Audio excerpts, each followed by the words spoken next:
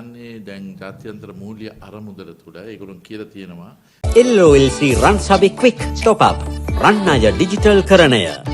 විදේශ සංචිතය 7 US dollar billion 7.2ක් තියෙන්න ඕනේ අවුරුද්ද අග වෙනකොට දැනට 6.1යි. මේ තව මාස 4ක් තුලින් අපි 7.2ක් අනිවාර්යයෙන්ම ලබා ගත යුතුයි. ඒ ලබා ගන්නේ කොයි ආකාරයෙන්ද කියන එක මම පාර්ලිමේන්තුවේ දා මතක් කරේ මේකේ පොලි අනුපාතය වැඩි කරලා සංචිත වැඩි කරනවද නැත්නම් ගිහිලා සාමාන්‍යයෙන් දේශපාලන පොරපිටිය අපේ ආර්ථික පොරපිටියේ තියෙන ඒ සල්ලි ටික තියෙන ටික මහ බැංකුව මොප් අප් කරලා ගන්නවද ඒ කියන්නේ තියෙන සංචිතයේ සරණ සංසරණය වෙන එක ගන්නවද කොයි ආකාරයෙන්ද තිබන්නේ කියලා කියන්න ඕනේ නැත්නම් මේක අන්තිම මොහොතේ හොට් මනි තුලින් මේක తాවකාලිකව යම් කෙටි කාල පරිච්ඡේදයකට ගන්න එක මේ